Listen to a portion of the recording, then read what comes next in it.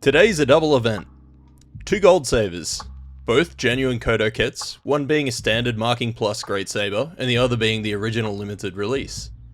The point of this video is fairly straightforward. These days the gold saber as a genuine kit isn't worth getting for a few reasons, which I'll go over, but I'll mostly be aiming to hit a couple of goals with my own version, and shout out to Gideon for choosing this idea.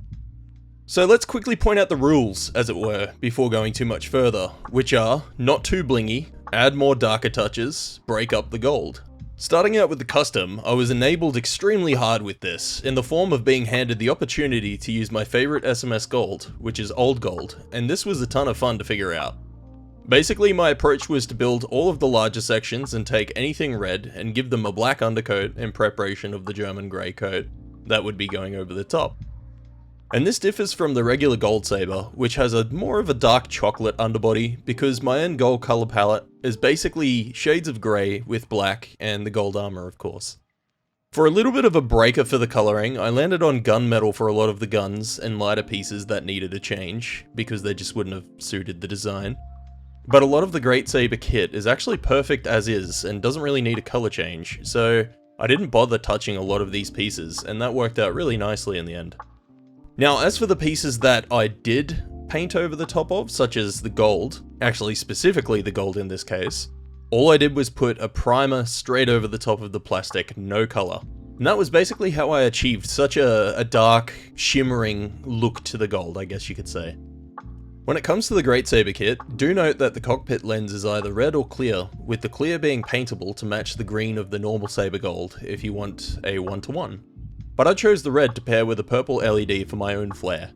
Also, the amount of transfers that it has is absolutely brilliant if that's your thing. I personally don't like putting transfers on my Zoids, but I have to admit these do look really snazzy. Alright, it's time for some actual information on the limited gold saber. Firstly, a negative, which is a big one with a plausible reason behind it. The genuine limited gold saber isn't actually gold. The sprues are sprayed, not molded in gold, as you would expect. But to give a little bit of context as to why it's not molded in gold, my first big career was actually injection molding. My role was factory firsthand, and I did die setting, basically just under a manager. I was the one that changed the molds in and out of the machines, and did all the troubleshooting and so forth. But when it comes to gold, I can say that it was definitely a troublesome colour back then. Basically, when mixed with a virgin material at around 3%, the pigment still had issues of streaking and brittleness, and this was across 4 shades of gold we used, so I'd say models are pretty much the same. But when you're looking at a limited kit like this, painted sprues are a big letdown. Given that I don't recommend making a custom kit by spraying sprues, instead painting individual parts or whole sections, it's not worth the money sadly, because the more OCD among you will be having to repaint the gates on the pieces where you trim them from the sprues. Basically, you're going to have to gold match or just spray the pieces entirely anyway, which is why I feel the Great Saber is actually the superior choice here. I'm also not going to ignore the fact that people do like the little figures that come with these kits, so if you really want them, go for the genuine. But if you want a tidy, finished build, don't. This one is overpriced, especially for what you get. And when you look at the fake BT Gold Saber, it's literally the same method. Sprayed runners, so even that is an option here. That being said, some of you may relate to this bit. My very first Koto Zoid was the Shoebolt Saber way back in 2013, possibly I think. And I was blown away that you could get Zoids in such detailed big kits. Then about half a year later or so, after the bug had very much bitten me, I managed to pick up the Gold Saber with a couple of pieces missing, but I filled in the gaps with some BT parts and all was well. Up until some life-changing things happened and I had to sell my Zoids. Which is why I had this unbuilt one. I picked it up a while ago, basically because of the nostalgia, and it was an okay price, I guess.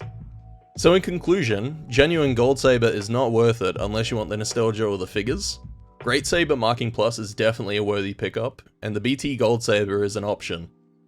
Moving on to the finishing of both, I didn't want to favour one over the other for the sake of keeping it fair, so I kept the panel lining and extra colour treatment identical, with the slight difference of the colour choices.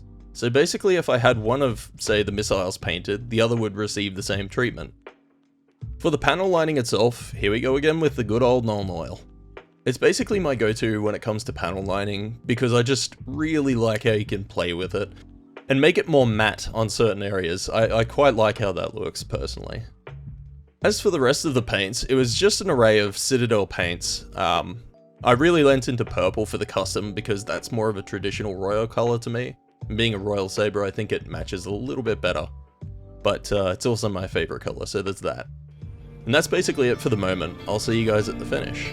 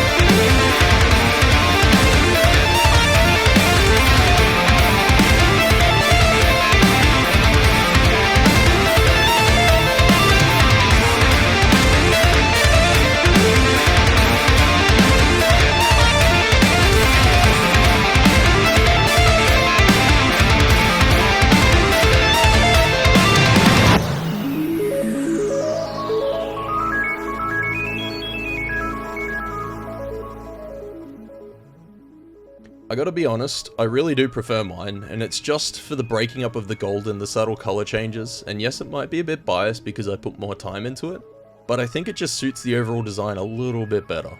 And that's the best part about customizing, you can do what you want to make yourself happy. Cheers again to Gideon for this pick, I quite enjoyed it and it was a nice break away from my Warhammer for a little bit. Until the next one, take it easy.